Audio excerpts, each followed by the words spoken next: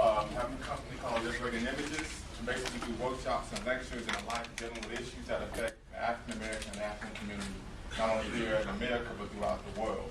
So I'm going to greet you in the words of Bakari. I'm a cultural brother, and Bakari in Swahili simply means, what's the news? In the news today, here at the Black Men on Move meeting, is the assassination of the black male image. So who can tell me what an assassination is? Anyone, please. I think he got the answer. Yes, I think you kind of. When you plot to kill, you actually go through it, you kill someone. Very good, very good. Close. To murder by sudden or secret attack. Yes. Only thing is a secret. Some people let it be known, you know, kill Pookie on the west side and you tell all your friends. No, when you assassinate someone, it's a secret. You see, that's why they don't know who killed Malcolm.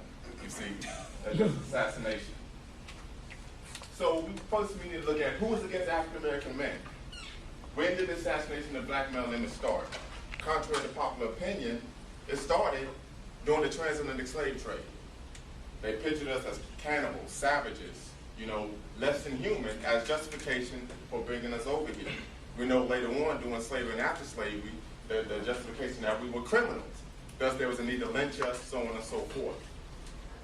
So who was against African American males? Who can answer that question? Anyone? Who was against African American males? Who would you say? Yes, in the back. African American males. African. Very good, very good. Sometimes we're anti-self. Very good. You sir. Okay, you. I mean, just because you said back in slavery, because I also said the European as well. Right? Okay, maybe the status quo, the powers that be, but they could be of any color. Next slide. Why are they against African American males? Who would tell me why some African American males, the powers that be, etc., are against African American males? Envy, greed. Okay. I was about to say jealousy. Jealousy. Fear. Okay. Competition. Great. When we look at politics throughout the world, one of the things that we see is that the ruling race class in this world is the European man, or the Caucasian man, Anglo-Saxon, whatever terminology you would like to use. And that white men aren't afraid of women. They're afraid of men. Many studies have shown that the biggest threat to white supremacy is black men. So our good brother, Joanne Skanjufu, he wrote a book called Countering the Conspiracy to Destroy Black Boys. And in this book, he says the goal is not to destroy black men, it's to destroy black boys. Because you get them when they're a boy, they never become a man. So what is the end result of assassination of the black male image? With the next slide. The media. El-Haj El-Shabazz, better known as Malcolm X, states that the media is the most powerful entity on earth. They had the power to make the innocent guilty and to make the guilty innocent. And that's power because they control the minds of the masses. So oftentimes what we see is that 99% of the American populace outside the African American community believe that all black men are criminals. You know, we don't want to get an education. You know, we're going to break into houses, rape their daughters, so on and so forth. A lot of that deals with the media image. Oftentimes when you turn the television on, you don't see a positive image of a black man unless they're serving the status quo, say Obama, so on and so forth. But if they're looking to develop their community, you know, or make some money for themselves, be self-sufficient, oftentimes we see a negative image. Oftentimes you even see this in these so-called TNT movies where you have a white teacher coming to the community, you know, I'm talking about the public schools, and you got the sassy sister, the dysfunctional students, you got this brother that just want to make it, but he's growing up without a father in the household, and he's torn between wanting to go to school, but being out there in the streets. So a lot of people who never seen any African American males that they got here on campus, this is what they think of. So we want to look at a little clip on the power of the media and how they've assassinated the black male image.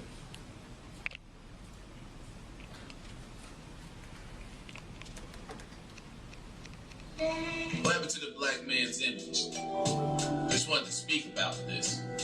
Something's going on. It's already been achieved. It's done. Think about this.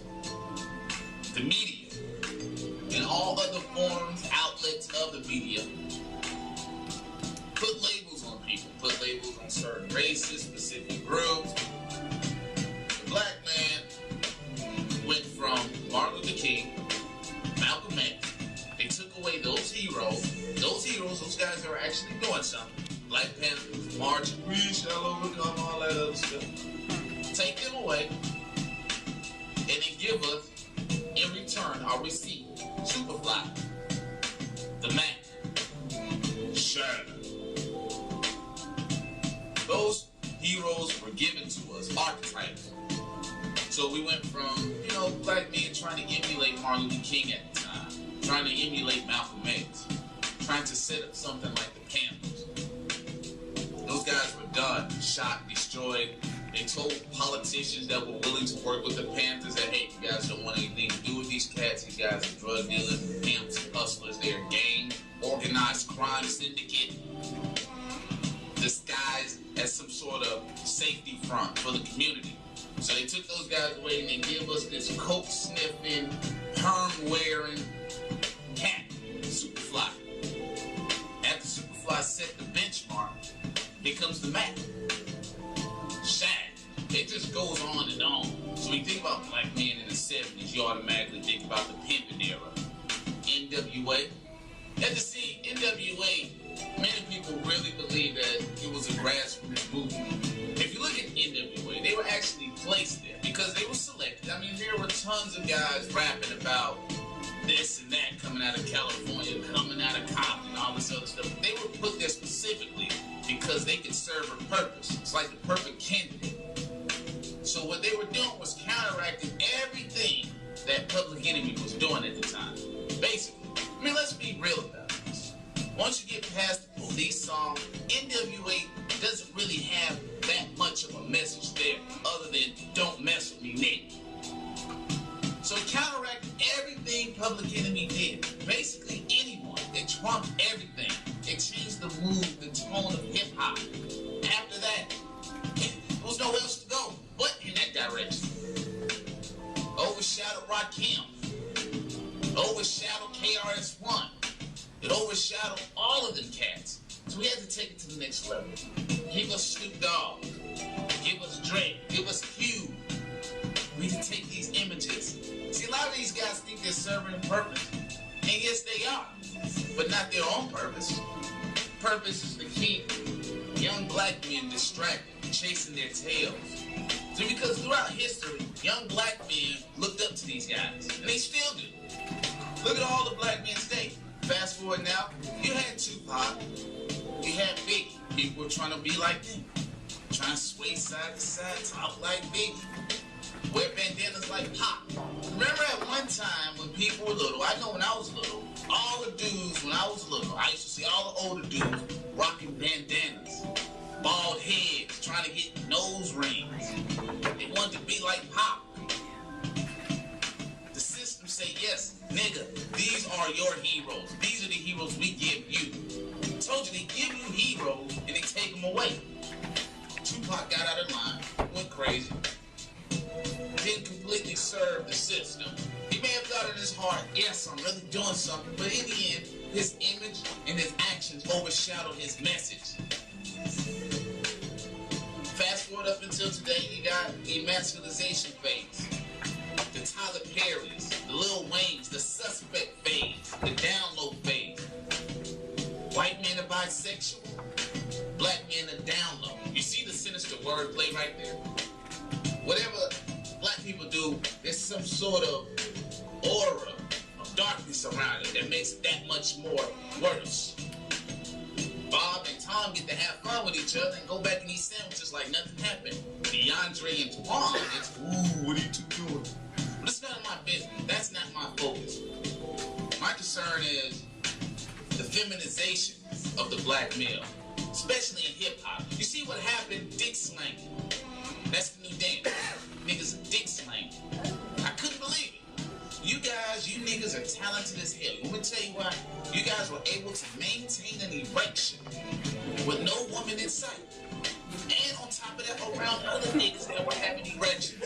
I don't know how you did it. You guys are talented as hell. I'm not able to pull that off. But you see, this all started with Lil Wayne. See, once people let Lil Wayne and Birdman openly kiss each other and it was caught, somebody actually photographed it. It wasn't just a room like, hey man, you know Birdman and Wayne, they been kissing, they quit lying, where's the proof? They actually had the proof, put it on the internet. What did niggas dog. You know what I'm saying? He still spit to me, my nigga. They let Lil Wayne get away with that. And I swear I don't know what's going on with hip-hop. Imagine if Suge Knight and Tupac kissed each other like that, and it was caught on camera. Them two niggas would have been dejected from hip-hop years ago. If Tupac and Suge Knight got it on like that, like Lil Wayne Birdman did on camera, that shit would have been over. Career dead. So now we took it to the next level. Tight jeans, funny haircuts, high-pitched voices. Twan, they call me Young Twan. Nigga, I will kill you, stab you.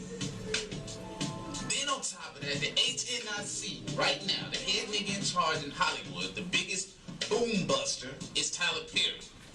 Oprah struck around with Tyler Perry on her arm like they're actually husband and wife, and we all know that Oprah doesn't like men and Tyler Perry don't like women. Oprah never gives any heterosexual black male a shot in the dark.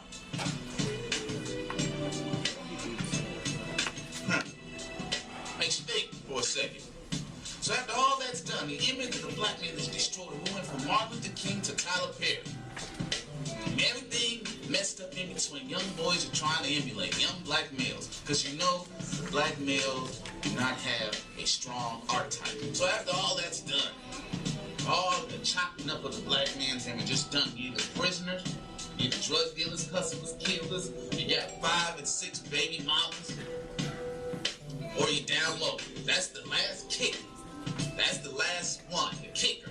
They had to label the guys that were coming in and out of these universities obtaining degrees. They had to label these guys that were minding their business, having jobs 9 to 5. You had to put something on them that make the stench so strong that black women would be repulsed and always suspect. So now black women, when they see you, you don't have all that stuff going on, no tattoos. Just, are you down low? But you guys praising Tyler Perry. But you want to ask another guy, are you down low? But you're praising Tyler Perry. I'm confused. Anyway, after all that, now what is the new phase? The new so-called trend? Black women, white men, they roll out the red carpet. Now you're seeing more and more editorial news pieces about black women are unhappy. Solution, white men. So at the end of the day, people are sheeple. And if the TV tells black women, go get a white man, they'll do it. Not even if they love him, they'll just do it because the TV tells them. The movie told them. Did you see what such and such do? So what do y'all think of that clip? Saw some body language, some reactions. What do you guys think of what the brother had to say in that little 10-minute clip there? That Shad thing was a very good point. I didn't even realize that. Were any of y'all aware that oftentimes the status quo looks to give us our leaders, promote an image of what they want us to be like? Was anyone aware of the power that the media plays in creating the image of black men here in this country? Yes. Could you elaborate on that? I mean, it's really evident, like he was saying with the, the skinny jeans, sagging out there, I take Wayne for example. Like he said, he gets Birdman for a ride, but hey, he still rap, so we let it go. I just like him, it's cool, what I'm saying? Anyone else? Everyone's a bit quiet. Okay. Well, Bakari Booty, I don't know if you guys are aware of him, but he was the founder and creator of the first African-American publishing company in this country, called Third World Press. He wrote a book in 1990. I actually had the pleasure of meeting him earlier this year, called Black Men, Obsolete, Single, Dangerous, the African-American Family in Transition. One of the things he says is that when you look at the media nowadays, they're saying that black men are obsolete, that we're no longer necessary. And this is why you have movies coming out like Something New with Salon Lathan, or the movie with Zoe Saldana with Bernie Mac, where they're trying to create an image of, hey, maybe you should look outside your own racial ethnic group for love and companionship. A lot of y'all are aware of the movie that came out 2 years ago, The Princess and the Frog, am I correct? They said, first black princess, this is progress. But have you ever seen the Disney movie where there was a white princess and her love interest wasn't a white man? Have you ever seen that? But when we get a black princess, her love interest is in a black man. He's Latino, Creole, whatever, but we know he's not black. But guess who the villain was? Can anyone tell me? A black man. Exactly. So what type of image you think they're painting to our young women's minds? I have a daughter, she's 2.5. If I took my daughter to see this when she was 6 or 7, what type of image you think that would paint in her head of black men? You see, especially if she's not growing up in one. So we start to see the role that the media plays, right? Tracking. One. Look at the role the school plays. Athletics over academics. When oftentimes you walk into a high school, you see a large trophy case, correct? Right? Pep bodies for the football team. Pep bodies for the basketball team. We went state. We're going state. Any pep bodies for the debate team? How about high honor roll? How about the chess club? No pep bodies, right? Even the schools put athletics over academics. Big trophies. You get a 4.0, you get a little certificate. You know, you win city, you get this huge trophy. Which one is telling you is more important? You see, Michael Jordan said that every year when he was playing ball, you had 1 million brothers that wanted his job. 1 million. 1 million brothers. He said, but only 40,000 play high school ball. 4,000 play college. We're talking about Division I in NCAA, you know, Sweet 16, big dance, all of that. It says only 35 go to the NBA. Only 7 start for an average of 4 years. So you got 1 million brothers. 1 million brothers looking for 7 full-time jobs that last an average of 4 years. What the other 999,993 brothers going to do? You starting to see what we're getting at? 7 full-time jobs, 1 million brothers. We wonder why the unemployment of black men is sometimes quadruple that of white men. Hit the next slide for me. The role the school plays. Oftentimes they say African American males have behavioral issues. You refuse to be mistreated. The teacher says something bad to you, you say something back, ODD. Send them to the principal's office, put them on written. Cop puts his hands on you, you defend yourself, conduct disorder. Put them on written. Refuse to be miseducated. Columbus didn't discover America, George Washington didn't tell a lie. His whole system was full of lies and fraud. Oppositional defiance disorder. You didn't know after 2010, schools are the biggest source of juvenile arrests? The biggest resource force isn't the police, it's your teacher and the principals that's sending our young brothers to juvenile. How does it work? The stereotypes. Sometimes we believe that we're only good at what? Sports, music, etc. Not math and science. You see? This is why we struggle here when we get to college. Oftentimes we believe that we're just not intellectually adequate. We can't compete on the intellectual level. So oftentimes what happens? We become animalistic. We thrive off our emotions. You say something, I'm going to go off. Well, okay, people may be afraid of you, but you're not going to get anywhere in life. And guess what happens? When you get down to that county jail, you get to the big house in prison, you'll be someone about 6'8", 320 pounds that don't have nothing to do but work out all day. We want to see how quick you go off on him. You see? But many people don't know is that prisons is a new plantation. Many people think the 13th Amendment abolished slavery. That's not true. The 13th Amendment states slavery is illegal unless used as punishment for a crime. Unless used as punishment, if you commit a crime, you could be legally enslaved all over again. Next slide. So let's look at some negative coping skills. Many of our young men, they're aware that there's assassination of black male limits. There's a conspiracy to destroy black boys. And just mentioning that, in 1995, Dr. Bakari Hutchinson wrote a book called Assassination of Black Male Limits. You get it on Amazon for only about 2 cents. It's a shame. But I think everyone here should acquire this book, The Assassination of Black Male Limits by Bakari Hutchinson. Most of them are working in this workshop that comes from this book. The Uncle Tom and the Sellout, we know what the Uncle Tom is. Black man with no spine, no backbone. He acquiesces to white people. Whatever they want to do, he does it. If he needs to shuffle a little bit, he does it. They wanted to dance a little bit, he does it. The other is the Sambo. Oftentimes you see brothers, whenever they're around white people, they always think they have to crack jokes to make them feel comfortable. You think they always have to make you feel like they could dance or something like that. You know what I'm talking about. To make them feel comfortable. This is Sambo. This came from the slave experience. Oftentimes the slaves gain favor from their slave master if they entertain them. This is how, if you ever watched Roots, you had Fiddler. He would come in and play the violin. This is even, we see this today. But sometimes you get, they say, I'm a multiculturalist. Or I'm not black, I'm not African American, I'm a multicultural. Then you get to ask them serious questions. What culture do you practice? That's what I ask them, what holidays do you celebrate? Well, 4th of July, well that's European culture. What do you mean you're a multiculturalist? You see, but this is a way to distance themselves from who they truly are. Racelessness. One of the things that we see is that many brothers and sisters will say, but I'm not black, I just don't have a race, I'm just a human being. Well, that's nice, that's true in essence, but all of us have an ethnicity, all of us have a culture that we practice. And the last and not least, what we saw before is feminization. Oftentimes what we see is that many black men will become effeminate, not homosexual, but they just have female tendencies, and oftentimes it's not even their fault. You know, if you're raised by a woman, you're going to emulate what you see in the household. If there isn't a man there, you have to emulate something. But another thing we see is that oftentimes it's seen as a way of not being seen as a threat. Because, you know, most white men, they look to be very macho. You know, I'm a man's man, so on and so forth. So they don't view men that act like a woman as a threat. We're not going to watch the video through the time, but you get the next slide. So this is some positive coping skills. Learn who you are by learning your culture. The ability to successfully endure oppressive and hostile environments increases when one's sense of self reflects one's cultural heritage. And I'm citing our good brother, Lothardus Goggins II, who wrote a book called African Civil Rights and Passage in Education. He actually runs a program called the STARS program at Kent State University up near Cleveland. Studies show that people who adopt a distinct value system are best prepared to resist oppression.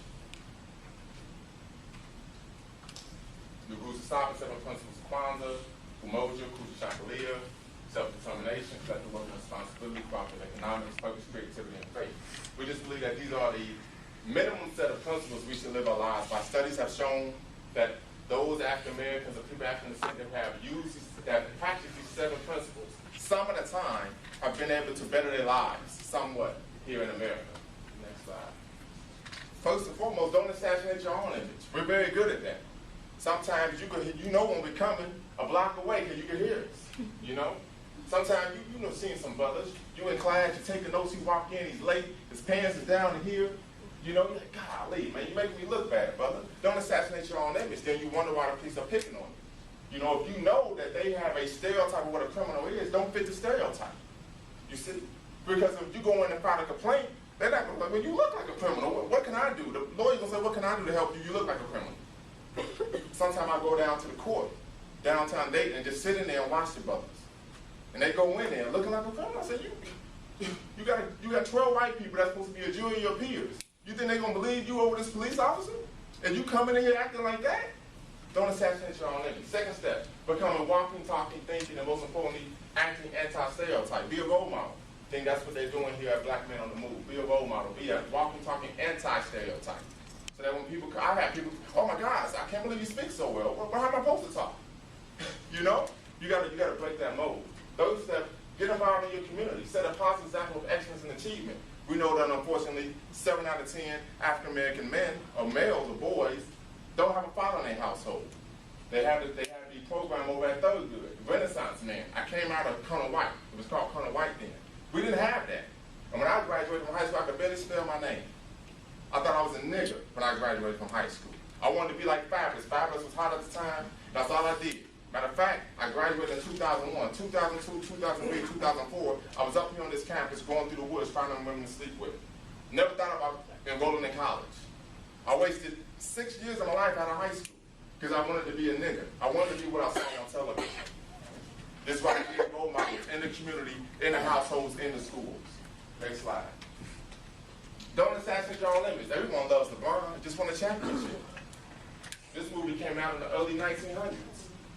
It's eerily familiar, doesn't it? Does anyone know about Vogue magazine? This is a high fashion magazine. High fashion. I think some people say he was the first brother to be on the cover of Vogue. But he's looking like this. You see, as a brute. So then you wonder why it's always a situation where unarmed black man shot and killed. But it's the image that's been painted through the media. So it's very different. People don't come out and you know, scream and protest if you were responsible. You had your pants up on you. You act like you had some sense, you were doing well in school. Or if you run around looking like this. No one's gonna care if someone like this is killed in cold blood by a white police officer. People in our community won't say, shoot, we're glad you're gone. Seriously. Next slide. Don't assassinate your own image, please. When I see brothers on concert, put your plans up, please. You're better than that. I had a brother tell me it's jail culture. But I tell you what, in jail culture, you're going to be somebody's girlfriend. Because I said it's going to be that 6'8", 320-pound brother. He's going to see you like that, and the first thing he's going to do, he's going to bow, smack you on the butt. Now, you got 2 things you can do. You can either don't say anything And everybody was like, okay, we're going to get down, the lights go out. Or you can man up and say, hey, get your hands off of me. And he's going to whoop your ass and take you. That's what's going to happen. Because you're not 6'8", 320. That's what's going to happen. That's what's going to happen. And then you're going to have a problem with the fact that you're calling home and you're on the phone with your boy, you're on the phone with your mother, but every night you got to get on your knees and fix it. I mean, we won't be weird. We're in college. We're men, right? We're men and women. That's what's going to happen. If you don't get your act together. They're going to say, get on your knees and fix it. And after getting your ass whooped so many nights in a row, but you can't even see and your eyes are closed, now what? Then when you come home, y'all saw the movie Life. The man didn't even want to go home because they've been turned out. Don't assassinate your own enemy. Next slide. Counter assassination of black women. Just say no. Someone said, let's skip class. Let's go hit a lick. Say no. When I was running out there in the streets, I was with a brother. He committed a robbery where I was sitting in the car. I didn't even know it. You gotta be more mindful of who you hang around. Do it for self. Be self-sufficient. When you graduate from college, look to create a job instead of begging for one. This is something that Booker T. Washington did. Next slide. The solution, learn who you are by learning your culture. What are the 7 areas of culture? History, religion, what we call spirituality and ethics, social organization, economic organization, political organization, creative production, and ethos. Ethos is a collective identity. Oftentimes, some of us have a positive self-concept, but the masses of us don't. And that helps with the issue of creative collective identity. Oftentimes, we don't believe that we can achieve certain things in life. A lot of us aren't into what they call the STEM branches of college, science and math, but many people don't know about George Washington Carver, who created over 400 patents with the peanut and with the sweet potato. Matter of fact, there was many white cosmetic companies that would go to George Washington Carver and say, we want you to join our company. He said no. Booker T. Washington gave him a call. Anyone know who Booker T. Washington is? Please, someone got to know who Booker T. Washington is. He founded Tuskegee University in Tuskegee, Alabama. But one of the things that happened was when they got to Tuskegee, when George Washington Carver got to Tuskegee University, there was no labs, there were no classrooms, there was no bathrooms. So what are you going to do? He went to the trash, got glass, metal, garbage, and created patents. When the students came to Tuskegee, they said, where's our dorms at? They said, you're standing on them. Every building on Tuskegee University was built by the students. This is self-sufficiency. They made their own bricks to where everyone in Alabama would come to Tuskegee University to buy bricks, buy mortar. This is self-sufficiency. Next slide. Importance of ethos, collective identity. Sun Tzu wrote the book, The Art of War. Everyone should read it. One of the things he states is that war is deception. The best way to win a war is by not knowing that you're fighting one. Another thing he said is that the highest excellence is to win a war without fighting. Oftentimes this is what happens. We don't even know knowing that we're under attack. And it's too late till you meet a brother like me that's in prison. But he's locked down for life. And he's reading as much as he can. Y'all saw the movie, what was the movie with Jada Pinkett? Got killed his man. Not Set It Off. Let's Set It Off. Before that, John Singleton. They were supposed to go to Atlanta, and they got killed. The guy Menace to Society. What happened? They went to see the brother in prison. He said, man, tell my son that the way we grew up was bullshit. Was bullshit. You don't want to wait until you're in a situation like that to find out what's really going on. So we need to study. So he says, if you know your enemies and know yourself, you will not be in danger in 100 battles. If you do not know your enemies, know yourself, you'll be in danger in every single battle. We know who the enemy is, but we don't even know who we are. I had a brother tell me he wanted to join the military. Now, I'm not slighting people that are in the military right now. I did 6 years. But one of the things I tell people is you can't name me one concrete benefit our community has gained from serving in the Civil War, the Spanish-American War, World War I, World War II, Vietnam, etc. All these wars are fought to maintain white supremacy. But if you don't know who you are, you'll think that you're all on the same team. But we don't get none of the oil that they're bringing back from here. We don't get none of those diamonds that they're bringing back from Africa. Do we? No. So therefore what? We still remain unemployed. We still remain, studies have shown as of 2010, African Americans still have the lowest median income in this country. Everyone else can come over here and make it except for us. Next slide. What are the core characteristics of a man? gonna skip this part when they get to the most important part. Yes, education. I talked to my son yesterday, and we went over the 6 sciences that all African American men or boys must acquire. He's only 5 years old, but to teach him this, when I told him what the sciences were, he drew a picture, or he tried to draw a picture. So I know if he's tracking, I'm sure you can as well. Firstly, education must teach above all one thing: how to acquire and maintain power.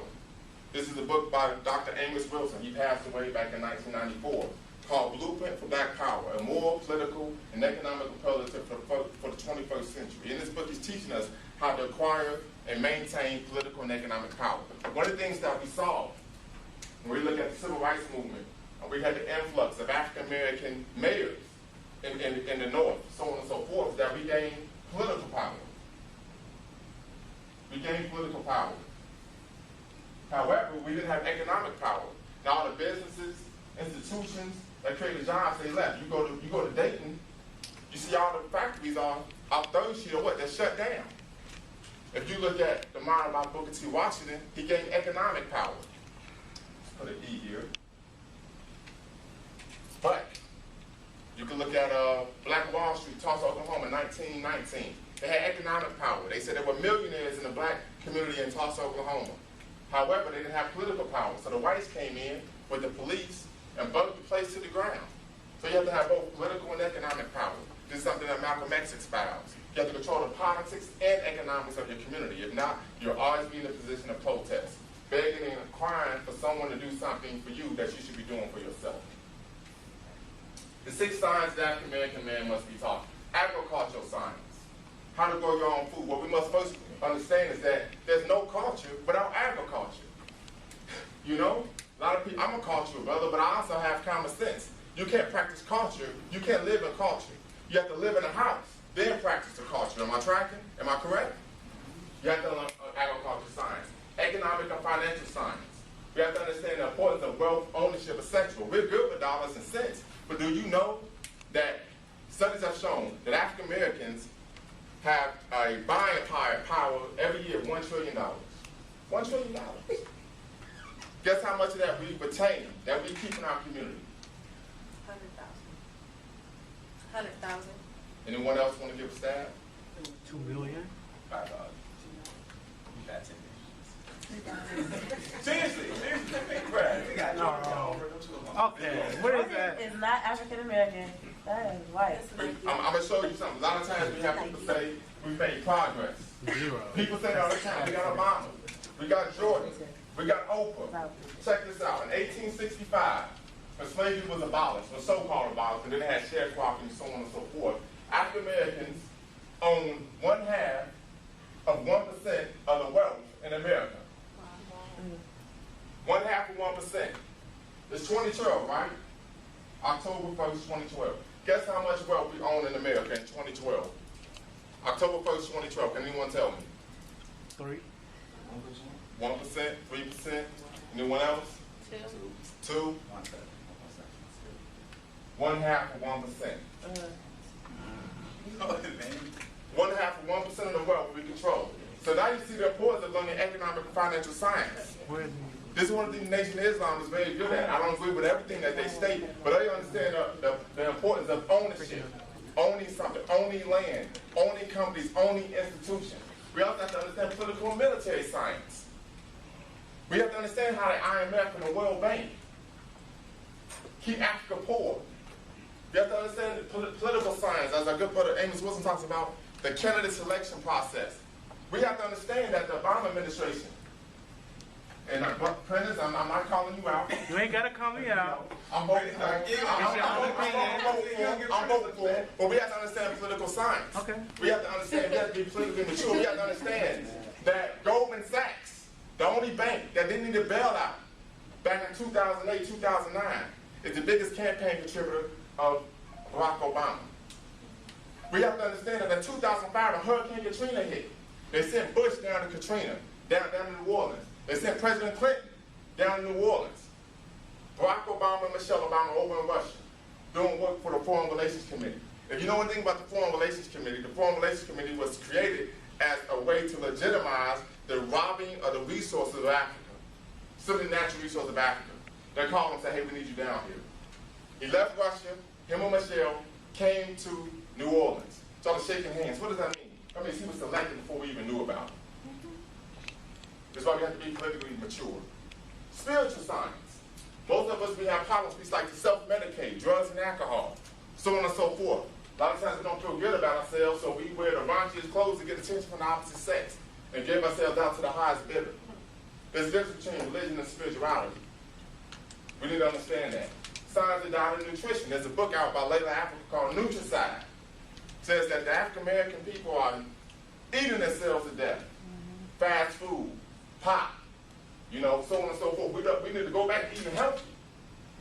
We're killing ourselves. Science and family development and maintenance is the big one. As you see nowadays, in 1910,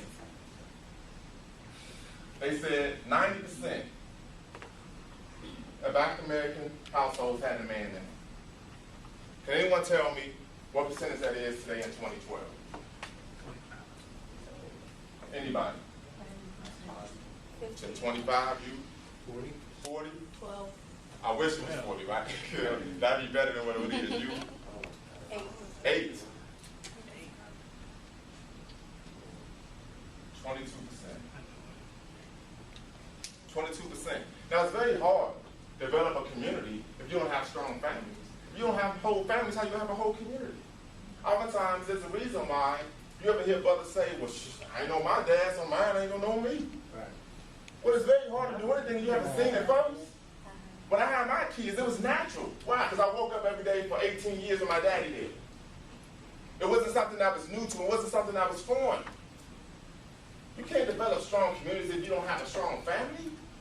How you going to have equally balanced kids? You know, the daughter's mad at her father for not being here. So then when she meets a guy that really cares about her, want to treat her right, she going out from him about something that happened with her dad. And then you wonder why the relationship doesn't work.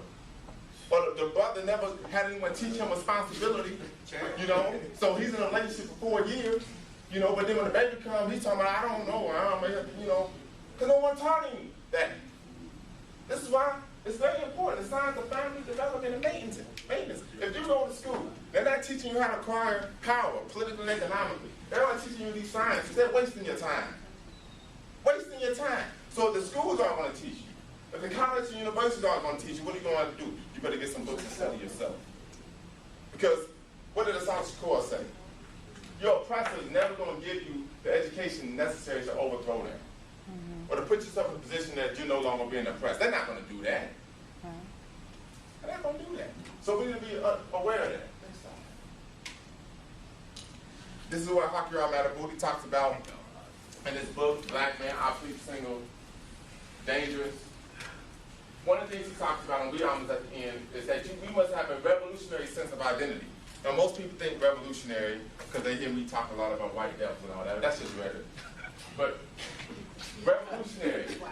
We're going to tell you what we're revolutionary. First off, you need to be study-oriented. Oftentimes, if you see me, I'm walking around with a New York Times under my shoulder, under my arm. Why is that important? Paul Robeson said that, anyone know who Paul Robeson is? No one. Okay. We have to talk about him. I'll write his name down. Maybe you guys can look him up on your phone. Paul Robeson. But he was all-American athlete, I think 3 sports. They wanted him to go play professional sports. He said, nah, I'm going to go be a lawyer. He was an actor. I mean, the man just did it. He was a true Renaissance man. But one of the things he said is that the battlefield is everywhere. There is no shelter real.